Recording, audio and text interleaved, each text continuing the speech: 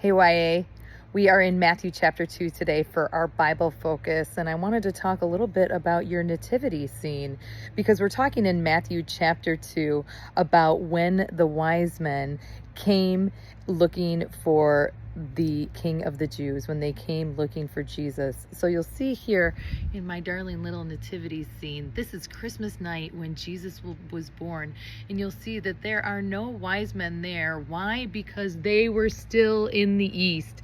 They saw the star rise, and so they started making their way over, but they were not there that night. In fact, they probably didn't get there until a year or two later. But they went and they found King Herod. King Herod was also referred to as the King of the Jews. Does that sound familiar? And they said, "We saw the star rise in the east. Where is the child born King of the Jews?" So Herod is already feeling a bit threatened here. So he goes and he consults the priests and the scribes, and he said, "Where is the baby that's going to be born King of the Jews?" And they consult the scripture, and there's prophecy that says exactly where the baby is supposed to be born. And he's supposed to be born in Bethlehem in Judea.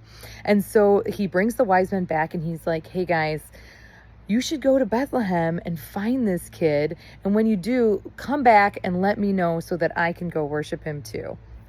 But he didn't really mean that. History tells us that Herod the Great, who was again referred to as King of the Jews, he was actually a descendant of Esau. He was an Edomite. So he was kind of an imposter there anyway, but he was a very insecure guy. He had his own children killed because he thought that they were going to try to take the throne. He had this huge fortress built because he was so afraid that he was going to be attacked, but he never even actually lived there.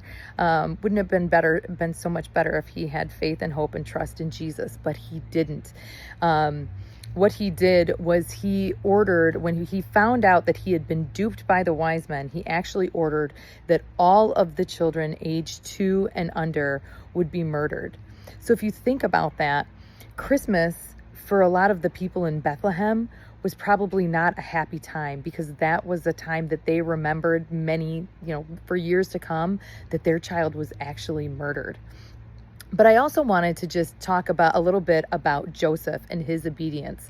So it talks a lot about in chapter 2 of Matthew, that the wise men received dreams. They received a dream from an angel from the Lord not to go back to Herod because of Herod's evil schemes. And Joseph actually received 3 different dreams just in that one chapter. The first dream was when the wise men had come and they had given the child, Jesus was older at this time, not the baby, gifts of gold and frankincense and myrrh. And it said that the wise men worshiped him. They recognized that he was deity. And so an angel came to him and said, "You need to flee to Egypt because Herod is going to try to kill this baby." So the scripture says that he got up and he went. He gets this message from the Lord and he goes. Then Herod, he's living in Egypt. Joseph and Mary and Jesus are living in Egypt, and an angel visits him again in a dream, and he said, "Herod is dead. You can return to Israel." So Joseph gets up and he goes. He takes his family and he goes. But then he's a little bit nervous because he hears that Herod's son is now the ruler of that region. So he is nervous to return to Bethlehem. So in another dream, the angel of the Lord tells him to go to Nazareth in Galilee. And that is how he and his family ended up in Nazareth to yet again fulfill another prophecy. So read chapter 2 of Matthew today. See the fulfilled prophecies. See the immediate obedience of Joseph, just trusting in the Lord wholeheartedly without questioning everything, getting up and going. And remember, when you are setting up your nativity scene this Christmas, make sure that your wise men are in the east. We'll see you tomorrow.